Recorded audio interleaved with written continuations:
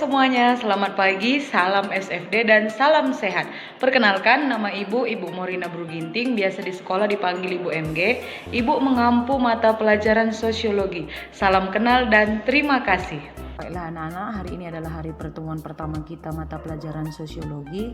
Ya, di sini ada pun nantinya subtema yang akan dibahas adalah mengenai fungsi sosiologi untuk mengenali gejala sosial dalam masyarakat. Mungkin di antara beberapa siswa sudah paham apa itu sosiologi atau pernah mendengar atau bahkan sama sekali belum tahu apa itu yang dimaksud dengan sosiologi. Nah, adapun tujuan dari pembelajaran kita pada saat ini adalah agar sekiranya siswa mampu memahami dan mendeskripsikan apa itu sosiologi dan mampu untuk mengenali gejala sosialnya dalam masyarakat. Yang pertama akan kita awali dari pengertian sosiologi. Nah, sosiologi sendiri berasal dari dua kata, yaitu socius dan logos. Socius ini berasal dari bahasa Latin yang artinya adalah kawan, dan yang kedua adalah dari bahasa Yunani, yaitu logos, yang artinya adalah ilmu pengetahuan. Jadi nakku, secara umum, sosiologi itu adalah ilmu pengetahuan yang mempelajari mengenai masyarakat dan relasinya dengan lingkungannya. Bagaimana maksudnya relasi? Relasi itu adalah hubungan antara masyarakat dengan masyarakat, begitu juga hubungan antara masyarakat dan juga lingkungannya. Berikutnya akan Ibu cantumkan beberapa pengertian sosiologi secara umum menurut para ahli. Sebenarnya ada banyak, hanya saja di sini nanti akan Ibu ambil 3 ahli yang cukup terkenal. Yang pertama adalah Bapak Auguste Comte. Auguste Comte ini berasal dari Prancis. Ya, dia juga dikenal sebagai Bapak Filosofi Positif atau lebih sering disebut sebagai Bapak Sosiologi Dunia. Nah, adapun Auguste Comte mengatakan bahwa sosiologi adalah ilmu tentang gejala sosial yang tunduk pada hukum alam dan tidak berubah-ubah. Ya, gejala sosial seperti yang kita ketahui di masyarakat itu sangat-sangat banyak. Contoh misalnya seperti permasalahan sosial. Permasalahan sosial itu sendiri ada berupa kemiskinan, pengangguran, masalah-masalah sosial, konflik, perampokan. Nah, itu termasuk salah satu gejala sosial yang terjadi di Indonesia atau bahkan di sekitar kita. Yang kedua ada Bapak Selo Sumarjan. Bapak Selo Sumarjan mengatakan bahwa sosiologi adalah ilmu kemasyarakatan yang mempelajari struktur sosial dan proses sosial termasuk perubahan sosial. Nah, di sini Ibu cantumkan 2 Bapak sosiologi dari Indonesia. Yang ketiga yaitu tadi Bapak Surjono Sukanto. Bapak Surjono Sukanto mengatakan bahwa sosiologi adalah ilmu yang mempelajari kemasyarakatan secara umum dan berupaya mendapatkan pola-pola sosial yang tampak di masyarakat. Berikutnya kita masuk pada hakikat sosiologi. Adapun hakikat sosiologi yang pertama adalah sosiologi merupakan ilmu sosial, bukan ilmu alam. Karena sosiologi mempelajari apa-apa saja gejala yang benar-benar terjadi di masyarakat. Sifatnya itu dinamis, berubah-ubah, tidak seperti ilmu alam yang sifatnya statis ataupun tetap. Yang kedua, sosiologi adalah ilmu kategoris karena sosiologi membatasi diri pada apa yang terjadi, bukan pada apa yang seharusnya terjadi ataupun menduga-duga apa yang harus terjadi. Nah, yang ketiga, sosiologi termasuk ilmu murni karena sosiologi sendiri bersifat mendalami teori yang sudah ada sebelumnya. Ya, yang keempat, sosiologi itu adalah ilmu pengetahuan abstrak. Abstrak itu maksudnya adalah tidak nyata. Tidak nyata dalam artian ketika mempelajari pola perilaku masyarakat. Ketika kita melihat pola perilaku masyarakat, kita tidak bisa langsung memastikan apa yang sebenarnya terjadi di masyarakat tanpa menyelidiki terlebih dahulu. Nah, oke. Yang kelima adalah sosiologi ilmu empiris dan rasional. Maksudnya didasarkan pada fakta-fakta ilmiah. Fakta-fakta ilmiah ini didasarkan pada cara berpikir yang masuk akal ataupun logis. Yang keenam, sosiologi merupakan ilmu pengetahuan umum yang artinya mempelajari gejala umum yang terjadi di masyarakat. Seperti tadi di awal Ibu sudah mengatakan bahwa gejala umum itu misalnya kemiskinan, pengangguran, kriminal, itu gejala-gejala umum yang nyata kita lihat pada masyarakat. Nah, berikutnya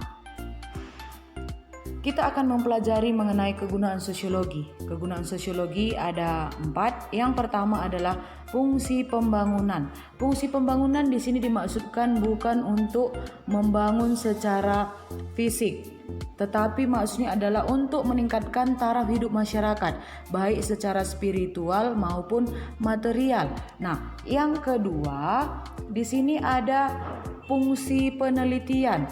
Fungsi penelitian itu sendiri berfungsi untuk melihat dan memastikan apa-apa saja yang terjadi di dalam kehidupan masyarakat. Nah, jadi ketika akan melakukan pemecahan masalah, kita harus mengkaji berbagai gejala yang ada di masyarakat untuk menemukan pemecahan masalahnya. Nah, lalu berikutnya adalah fungsi perencanaan sosial. Fungsi perencanaan sosial ini sendiri nakku, fungsinya adalah untuk mempersiapkan masa depan individu di masyarakat.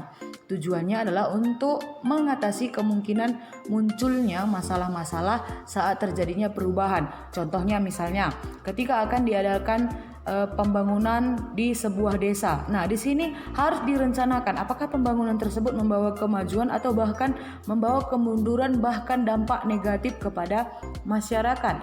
Yang keempat adalah fungsi pemecahan masalah. Di sini ketika misalnya tadi fungsi penelitian itu sudah berjalan dengan baik, maka sosiologi juga berperan untuk mencari pemecahan dari masalah tersebut. Berikutnya adalah peran sosiologi sebagai ahli. Yang pertama, sosiologi sebagai ahli riset, maksudnya adalah sosiolog sebagai ahli peneliti atau seseorang yang menjadi ilmuwan tetapi fokus untuk meneliti mengenai masyarakat. Yang kedua, sosiologi sebagai konsultan kebijakan atau sama dengan perencanaan sosial ataupun untuk pemecahan masalah. Yang ketiga adalah sosiologi sebagai pengajar atau istilahnya seperti Ibu pada saat ini, sosiologi sebagai tenaga guru. Nah, yang keempat adalah sosiologi sebagai praktisi. Maksudnya sosiologi sebagai praktisi ini adalah sosiolog harus mampu berkecimpung dalam bidang sosial dan mereka harus bersedia untuk menjadi relawan-relawan yang mampu untuk meningkatkan kemajuan dalam bidang pendidikan ataupun bidang perekonomian. Lalu berikutnya kita akan mempelajari mengenai hakikat manusia sebagai makhluk individu dan makhluk sosial. Di sini kita harus memahami terlebih dahulu apa yang dimaksud dengan makhluk individu. Nah, makhluk individu itu adalah diri kita sendiri, saya, kamu. Nah, itu adalah contoh dari makhluk individu. Karena individu sendiri berasal dari kata in ataupun tidak, divided ataupun terbagi. Artinya tidak terbagi, ya. Nah, adapun individual itu adalah bersifat perseorangan. Sementara individualisme adalah paham yang mementingkan hak perseorangan. Individu adalah perseorangan yang memiliki hal-hal yang unik yang berbeda dari orang lainnya. Yang kedua, makhluk sosial. Apa sebenarnya yang dimaksud dengan makhluk sosial?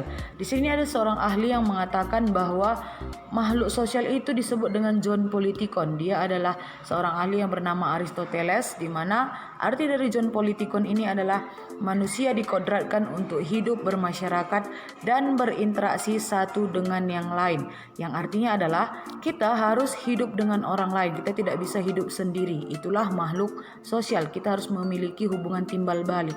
Bagaimana itu maksudnya hubungan timbal balik? Kita melaksanakan yang namanya interaksi, meminta dan juga memberi. Ataupun ketika berkomunikasi itu harus ada hubungan timbal balik. Ada yang bertanya lalu ada yang menjawab.